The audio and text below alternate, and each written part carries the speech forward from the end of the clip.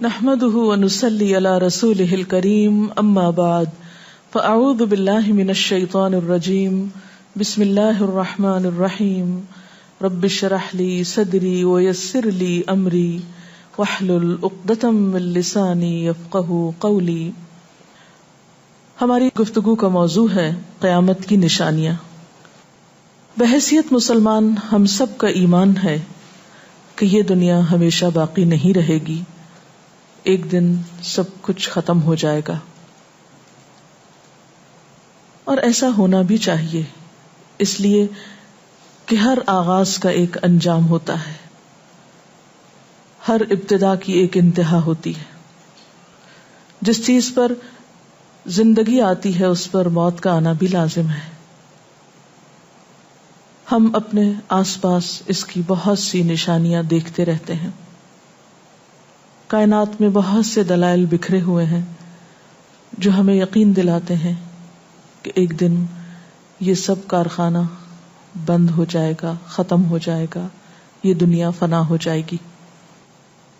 وہ وقت قرآن پاک کے الفاظ میں زمین و آسمان پر بہت بھاری ہوگا، اور اس بھاری وقت کے آنے سے پہلے دنیا میں کچھ علامات نمودار ہوں گی. تو آج چند ایک احادیث آپ کی خدمت میں پیش کروں گی جو قیامت کی نشانیوں کے بارے میں ہیں. اس سے ایک تو ہمیں اپنے عمل کا جائزہ لینے کا موقع ملے گا، دوسرے ان سے یہ بات سامنے آتی ہے کہ نبی صلی اللہ علیہ وسلم کی باتیں کتنی سچی باتیں تھیں.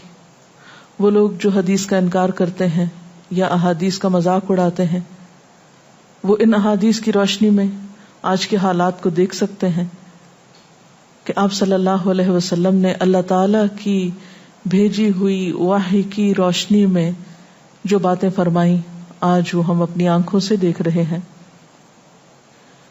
بہرحال اس وقت میرے سامنے حضرت ابو ہریرہ رضی اللہ تعالی عنہ کی حدیث ہے جسے ابن خزیمہ نے روایت کیا ہے. رسول اللہ صلی اللہ علیہ وسلم نے فرمایا، قیامت کی نشانیوں میں سے ہے کہ آدمی مسجد کے پاس سے گزرے گا مگر اس میں 2 رکعتیں ادا نہیں کرے گا. آج کتنے ہی لوگ ایسے ہیں کہ جن کے گھروں کے سامنے مسجدیں ہیں، وہ دن رات مسجدوں سے آوازیں سنتے ہیں لیکن مسجد کے اندر نہیں جاتے. نبی صلی اللہ علیہ وسلم کے زمانے میں اس بات کا تصور ہی نہیں تھا کہ کوئی شخص اپنے آپ کو مسلمان کہے اور پھر وہ نماز نہ پڑھے.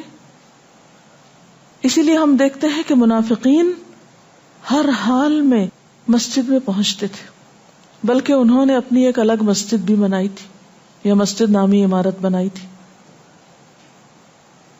لیکن قیامت کے نزدیک مسجدوں کے پاس سے گزرنے والے مسجد نہیں جائیں گے. ایک اور حدیث میں آتا ہے، حضرت انس فرماتے ہیں رضی اللہ تعالی عنہ کہ اللہ کے رسول صلی اللہ علیہ وسلم نے فرمایا، لوگوں پر ایک ایسا دور آئے گا کہ ان میں اپنے دین کی حفاظت پہ صبر کرنے والا اس شخص کی مانند ہوگا جو آگ کے انگارے کو اپنی مٹھی میں تھامنے والا ہے. یعنی دین پر استقامت اور دین پر عمل اتنا مشکل ہو جائے گا بعض اوقات کہ جیسے ایک انگارہ ہاتھ میں لینا کہ انسان نہ لے سکے اور نہ پھینک سکے. ایک اور نشانی جو آپ صلی اللہ علیہ وسلم نے ہمیں بتائی وہ یہ کہ زمانہ قریب آ جائے گا، عمل میں نقص واقع ہوگا اور بخیلی پیدا ہو جائے گی، دل تنگ ہو جائیں گے.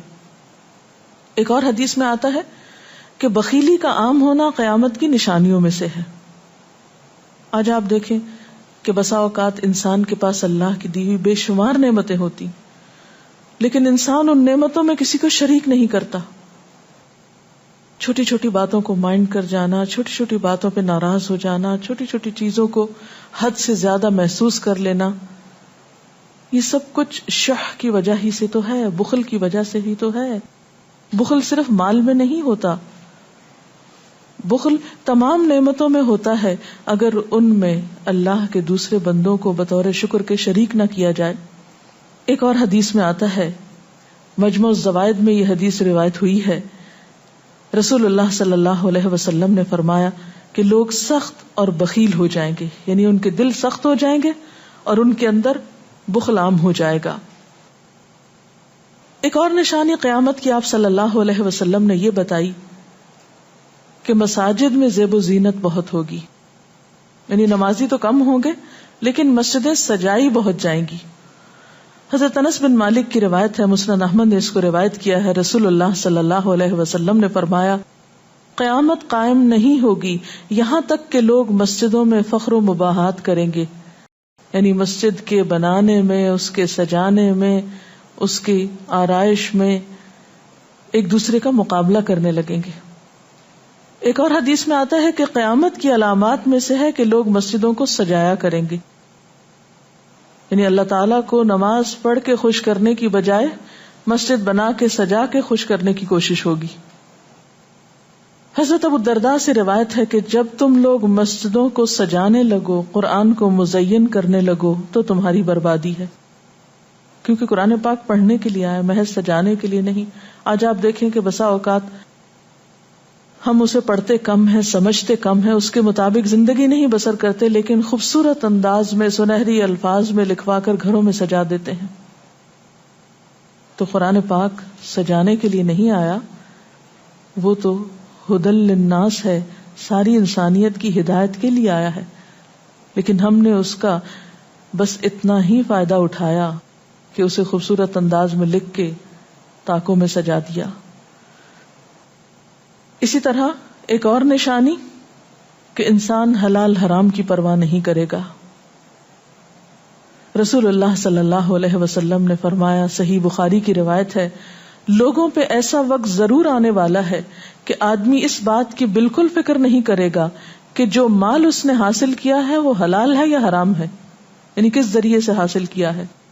ایک اور حدیث میں آتا ہے کہ قیامت سے پہلے سود پھیل جائے گا. ایک اور روایت میں آتا ہے کہ ہر شخص تک اس کا کچھ نہ کچھ غبار پہنچے گا، یعنی کچھ لوگ تو براہ راست اس میں انوالو ہوں گے اور کچھ لوگ انڈائریکٹلی اس سے متاثر ہوں گے. اسی طرح قیامت کی نشانیوں میں سے ایک اور نشانی دیگر امتوں کی مشابہت اور تقلید ہوگی. حضرت ابو سعید رضی اللہ تعالی عنہ سے روایت ہے، رسول اللہ صلی اللہ علیہ وسلم نے فرمایا، تم اپنی سابقہ امتوں کی ایک ایک بالشت اور ایک ایک گز میں اتباع کرو گے، یعنی چھوٹے سے چھوٹے معاملے میں اور بڑے سے بڑے معاملے میں ان کی پیروی کرو گے، حتیٰ کہ اگر وہ کسی سانڈے کے سوراخ میں داخل ہوئے ہوں گے، یعنی گوہ کے سوراخ میں، تو تم بھی ان کی پیروی کرو گے، اس سوراخ میں بھی گھسو گے. ہم نے پوچھا، یا رسول اللہ صلی اللہ علیہ وسلم، کیا آپ کی مراد یہود و نصارہ ہیں؟ فرمایا، پھر اور کون؟ اور آج ہم مسلمان دیکھ سکتے ہیں کہ ہم کس کی پیروی کر رہے ہیں، کتاب اللہ اور سنت رسول اللہ صلی اللہ علیہ وسلم کی یا کسی اور کی. قیامت کی نشانیوں میں سے ایک نشانی زلزلے بکثرت آئیں گے. حضرت ام سلمہ سے روایت ہے، مسند احمد میں یہ روایت آتی ہے، رسول اللہ صلی اللہ علیہ وسلم نے فرمایا، قیامت سے پہلے موت کی سخت وبا پھیلے گی، پھر زلزلوں والے سال آئیں گے. ایک اور روایت میں آتا ہے، قیامت کی نشانیوں میں سے ہے کہ ناگہانی موت کثرت کے ساتھ ہوگی، یعنی اچانک ڈیتھ، یکا یک بیٹھے بیٹھے فوت ہو گئے. امام بخاری نے اس حدیث پر کچھ شعر بھی لکھے ہیں جن کا ترجمہ ہے، فارغ وقت کو غنیمت سمجھ کر کچھ رکوع کر لو، یعنی فارغ بیٹھنے سے بہتر ہے کچھ نوافل پڑھ لو، قریب ہے کہ تیری موت اچانک واقع ہو.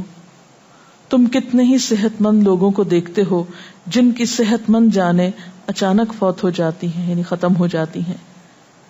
حافظ ابن حجر عسقلانی جنہوں نے بخاری کی شرح لکھی ہے فتح الباری، وہ کہتے ہیں یہ عجیب اتفاق ہے کہ امام بخاری خود بھی اسی طرح اچانک فوت ہوئے تھے. یعنی اچانک موت جو ہے وہ کسی پر بھی آ سکتی ہے، کوئی نیک ہو یا بد ہو. ہم یہ نہیں کہہ سکتے کہ ہم بہت نیک ہیں یا ہم بڑے اچھے کام کرتے ہیں تو ہمارے ساتھ یہ معاملہ نہیں ہو سکتا، یہ کسی کے ساتھ بھی ہو سکتا ہے.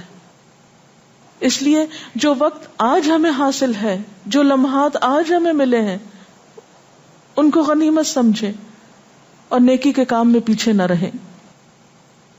پھر قیامت کی نشانیوں میں سے ایک نشانی یہ بھی بتائی گئی کہ لوگ جان پہچان والوں کو بس سلام کریں گے.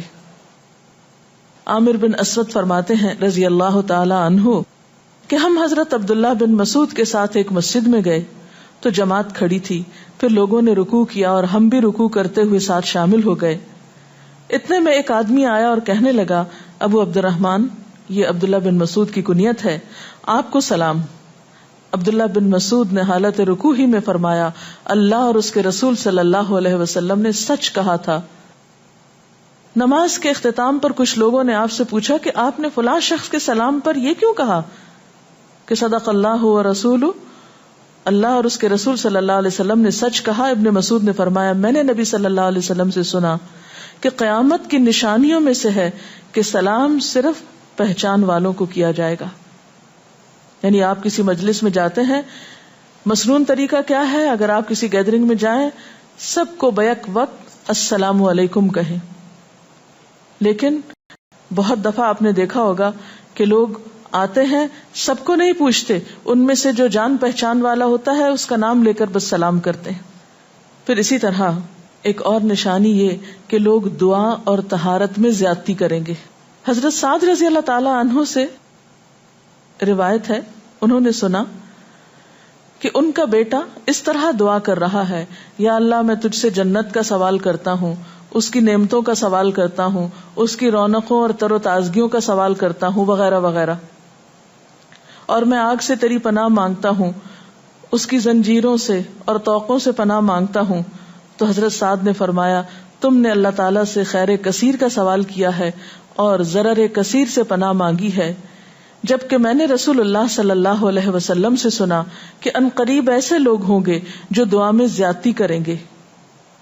یعنی صرف یہ کہہ دینا کافی ہے کہ اللہ تو ہمیں جنت عطا فرما اور دوزخ سے بچا، اس کی بہت تفصیلات میں جانے کی ضرورت نہیں۔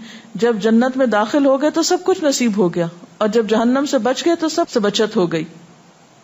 پھر آپ نے یہ آیت پڑھی، اپنے رب سے عاجزی سے دعا مانگو، یقیناً وہ زیادتی کرنے والوں کو پسند نہیں کرتا۔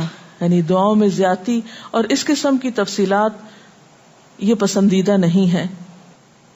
تمہیں یہی کافی تھا کہ تم یوں کہتے، یا اللہ میں تجھ سے جنت اور ہر اس قول و عمل کا سوال کرتا ہوں جو جنت کے قریب کر دے، اور میں تیری پناہ چاہتا ہوں جہنم سے اور ہر اس قول و عمل سے جو جہنم کے قریب کرے۔ تو اتنا کہنا کافی تھا۔ پھر قیامت کی نشانیوں میں سے ایک نشانی آپ صلی اللہ علیہ وسلم نے یہ بھی بتائی کہ نااہل حاکم مقرر کیے جائیں گے۔ حضرت ابو ہریرہ سے روایت ہے کہ قیامت کی نشانیوں میں سے ہے کہ ذلیل اور کمینے لوگ نیک شریف لوگوں پر غالب ہو جائیں گے۔ کیوں ابن مسعود، کیا تم نے بھی یہ بات میرے محبوب صلی اللہ علیہ وسلم سے سنی ہے؟ ابن مسعود نے فرمایا، ہاں رب کعبہ کی قسم۔ حضرت حذیفہ سے روایت ہے کہ قیامت اس وقت تک قائم نہ ہوگی جب تک کہ تم اپنے امام کو قتل نہ کرو گے، یعنی لوگ اپنے حاکموں کو مارنے لگیں گے اور اپنی تلواروں کے ساتھ آپس میں ہی لڑائی کرو گے، علاوہ ازیں تم میں سے بدترین لوگ تمہاری دنیا کے وارث ہو جائیں گے۔ اسی طرح قیامت کی نشانیوں میں سے ایک نشانی یہ بھی ہے، حضرت عبداللہ بن مسعود سے مروی ہے کہ رسول اللہ صلی اللہ علیہ وسلم نے فرمایا، قیامت کے قریب صرف مخصوص لوگوں کو سلام کیا جائے گا۔ تجارت اس قدر پھیل جائے گی کہ عورت تجارت میں اپنے خاوند کا ہاتھ بٹائے گی، یعنی اتنا بزنس ہوگا کہ مرد سے اکیلے نہیں سنبھالا جائے گا، عورتیں اس میں شریک ہوں گی، رشتہ داری توڑی جائے گی، یعنی مال کثرت سے ہونے کے باوجود رشتہ داروں کا خیال نہیں رکھا جائے گا، جھوٹی گواہی دی جائے گی، حق چھپایا جائے گا، اور قلم کا ظہور ہو جائے گا، یعنی نشر و اشاعت خوب ہوگی، خوب لکھا جائے گا۔ ایک اور روایت میں آتا ہے کہ وقت مختصر ہو جائے گا۔ آج آپ دیکھیے ہر شخص وقت کی کمی کی شکایت کرتا ہے۔ حضرت ابو ہریرہ رضی اللہ تعالیٰ عنہ سے روایت ہے، رسول اللہ صلی اللہ علیہ وسلم نے فرمایا، قیامت قائم ہونے سے پہلے یہ نشانی ظاہر ہوگی کہ زمانہ قریب آ جائے گا، یتقارب الزمان، سال مہینے کی طرح، مہینہ ہفتے کی طرح، ہفتہ دن کی طرح، اور ایک دن ایک گھنٹے کی طرح، اور ایک گھنٹہ آگ کے شعلے کی طرح تیزی سے گزرنے والا ہو جائے گا۔ اور آج آپ دیکھیے کہ اللہ کے رسول صلی اللہ علیہ وسلم کی یہ بات کتنی سچ معلوم ہوتی ہے کہ ہر شخص وقت کی کمی کا شکار ہے، اور پتہ ہی نہیں چلتا ہفتہ گزر گیا، پتہ ہی نہیں چلتا مہینہ گزر گیا، پتہ ہی نہیں چلتا سال گزر گیا، پتہ ہی نہیں چلتا اتنی عمر گزر گئی، کل کی بات لگتی ہے. اور انڈائریکٹلی یہ اشارہ اس بات کی طرف کہ زندگی کی رفتار بہت تیز ہو جائے گی، یعنی فاسٹ لائف جس کو آپ کہتے ہیں اس کا شکار ہو جائے گا. ایک اور روایت میں آتا ہے کہ دنیا محبوب ہو جائے گی، موت سے نفرت ہو جائے گی. حضرت ابو ہریرہ سے روایت ہے رسول اللہ صلی اللہ علیہ وسلم نے حضرت ثوبان سے فرمایا، اے ثوبان، اس وقت تمہارا کیا حال ہوگا جب دوسری امتیں تم پر اس طرح ٹوٹ پڑیں گی جس طرح تم کھانے کے برتن پہ ٹوٹ پڑتے ہو. ثوبان نے کہا، میرے ماں باپ آپ پہ قربان، اے اللہ کے رسول صلی اللہ علیہ وسلم، کیا اس وقت ہم تعداد میں کم ہو جائیں گے؟ فرمایا، نہیں، بلکہ تم کثرت میں ہوگے، لیکن اللہ تعالیٰ تمہارے دلوں میں وہن ڈال دے گا. صحابہ نے پوچھا، یا رسول اللہ صلی اللہ علیہ وسلم، وہن کیا چیز ہے؟ آپ نے فرمایا، دنیا سے محبت اور جہاد سے نفرت. اور ایک روایت میں آتا ہے، دنیا سے محبت اور موت سے نفرت. اسی طرح نیک لوگ آہستہ آہستہ کم ہو جائیں گے. رسول اللہ صلی اللہ علیہ وسلم نے فرمایا، نیک لوگ یکے بعد دیگرے رخصت ہوتے جائیں گے، فوت ہوتے جائیں گے. فضول لوگ باقی رہ جائیں گے، بیکار، نکمے، جس طرح جو کا بھوسا یا ردی کھجور باقی رہ جاتی. اللہ تعالیٰ ان فضول لوگوں کی کچھ پرواہ نہ کرے گا، کوڑے کرکٹ کی طرح ہوں گے جن کی کچھ پرواہ نہ کرے گا کہ ان کو پھینک دیا جائے یا کاٹ دیا جائے یا کہیں جلا دیا جائے. ایسے لوگوں کی اللہ تعالیٰ کو کچھ بھی ضرورت نہیں ہو. حضرت عمرو بن شعیب اپنے والد سے اور اپنے دادا سے روایت کرتے ہیں، رسول اللہ صلی اللہ علیہ وسلم نے فرمایا، لوگوں پر ایک ایسا وقت آئے گا کہ ان کی خوب چھانٹی صفائی کی جائے گی تو فضول لوگ باقی رہ جائیں گے اور نیک لوگ ختم ہو جائیں گے. پھر آپ نے اپنے دونوں ہاتھوں کی انگلیوں کو آپس میں ملا کر فرمایا، اس طرح ان کے وعدے اور امانتیں خلط ملط ہو کر رہ جائیں گے اور وہ اختلافات کا شکار ہو جائیں گے. یعنی نہ ان میں وعدوں کا پاس ہوگا، نہ امانتوں کی ادائیگی کا احساس ہوگا، اور وہ ایک ہی چیز جانیں گے اور وہ لڑائی جھگڑا، اختلافات. کیونکہ کوڑا کرکٹ ہے نا، کوئی وزن تو اس کا ہے نہیں، کوئی اصول تو ہے نہیں، کسی نیک کام میں استقامت تو ہے نہیں، بس جدھر کو پانی جا رہا ہے اس پہ بہ رہے ہیں، ہوا چل رہی ہے اس پہ اڑ رہے ہیں. تو ایسے نکمے اور بیکار لوگ باقی بچیں گے اور پھر ایک دن دنیا اپنے اختتام کو پہنچ جائے گی. ہر گھر میں فتنہ داخل ہو جائے گا. حضرت عوف بن مالک فرماتے ہیں کہ میں غزوہ تبوک کے موقع پر رسول اللہ صلی اللہ علیہ وسلم کی خدمت میں حاضر ہوا، جبکہ آپ اس وقت چمڑے کے ایک خیمے میں تشریف فرما تھے. آپ نے فرمایا، قیامت کی 6 نشانیاں گن لو. پھر ایک ایسا عام اور تباہ کن فتنہ ہوگا کہ عرب کا کوئی گھر بھی اس کی لپیٹ میں آنے سے محفوظ نہ رہ سکے گا. تو اللہ تعالیٰ سے دعا ہے کہ وہ ہمارے ایمان اور عمل کی حفاظت فرمائے اور ہمیں نیکی کی توفیق عطا فرمائے، اپنی ذمہ داریوں کو صحیح معنوں میں پورا کرنے کی توفیق عطا فرمائے. اگر آپ کے ذہن میں کوئی سوال ہو تو آپ کر سکتے ہیں. جو لوگ قیامت کی ان علامات کا مذاق اڑاتے ہیں اور کہتے ہیں کہ یہ حالات تو بہت عرصے سے ہیں، قیامت آنی ہوتی تو آ چکی ہوتی، تو ہم کیا کر سکتے ہیں، انہیں کیسے سمجھا سکتے ہیں؟ دیکھیے کہ جو لوگ مذاق اڑانے پر تل جاتے ہیں ان کا کوئی علاج نہیں. نبی صلی اللہ علیہ وسلم کے زمانے میں بھی ایسے لوگ موجود تھے جو دین کے شاعر کا مذاق اڑاتے تھے. قرآن نے ایسے لوگوں کو منافق بتایا ہے. اور بات یہ ہے کہ جب قیامت آئے گی تو پھر کسی سے پوچھ کر نہیں آئے گی، اس کا وقت تو اللہ تعالیٰ کو معلوم ہے، اور جب آ جائے گی تو کوئی اس سے فرار حاصل نہیں کر سکے گا. آج ہمیں اللہ تعالیٰ نے اختیار دیا ہے، چاہیں تو کسی چیز کو مانیں اور چاہیں تو انکار کر دیں، لیکن جب اصل حقیقت سامنے آئے گی تو پھر ہم انکار نہ کر سکیں گے. آپ نے بتایا کہ قیامت کی نشانیوں میں ہے کہ طہارت میں بھی زیادتی کی جائے گی، تو اس سے کیا مراد ہے؟ اس کا معنی یہ ہے کہ لوگ طہارت حاصل کرتے وقت وسائل یا ریسورسز کو بہت ضائع کریں گے. مثلاً یہ کہ وضو کرتے وقت بہت زیادہ پانی لنڈھانا، بہت صابن گرانا، اسی طرح نہاتے وقت بہت پانی ضائع کرنا. نبی صلی اللہ علیہ وسلم کے زمانے میں پانی کی قلت بھی ہوتی تھی، لیکن اس کے باوجود آپ صلی اللہ علیہ وسلم کی تعلیمات میں ہے یہ بات کہ ایک شخص کو آپ نے فرمایا تھا کہ خواہ تم دریا کے کنارے بیٹھے ہو پھر بھی وضو کے لیے اتنا ہی پانی لو جتنا تمہاری ضرورت ہے، یعنی بہت زیادہ پانی ضائع نہ کرو. آج ہم دیکھتے ہیں کہ بہت سے وسائل کے ذریعے پانی کا حصول بعض علاقوں میں بہت آسان ہو گیا ہے اور لوگ بہت ناقدری کے ساتھ پانی ضائع کرتے ہیں. مثلاً بعض دفعہ دیکھا گیا ہے کہ برش کرنے کے وقفے میں ٹیپ کھول دی جاتی ہے، بعض اوقات 5 منٹ تک ٹیپ میں سے پانی بہتا رہتا ہے اور آرام آرام سے لوگ اپنی طہارت اور صفائی کا اہتمام کرتے رہتے ہیں. تو کسی بھی طرح کے وسائل کو ضائع کرنا جو ہے وہ اسلامی تعلیمات کے خلاف ہے، خواہ وہ دین کے کسی کام کے کرنے میں ہی کیوں نہ استعمال کیے جائے، وضو جیسی چیز میں ہی کیوں نہ استعمال کیے جا رہے ہوں. تو طہارت میں مبالغہ آرائی کا مطلب یہی ہے، وسائل کا ضیاع. دعا میں زیادتی کا مقصد کیا لمبی دعاؤں کا بھی مراد یہ ہوگا؟ اصل میں دعا تو حسب ضرورت کی جا سکتی ہے، حسب موقع. کبھی آپ کے پاس وقت زیادہ ہوتا ہے تو آپ دیر تک بھی دعا کر سکتے ہیں، مخصوص اوقات میں، مخصوص قبولیت کی جگہوں پر.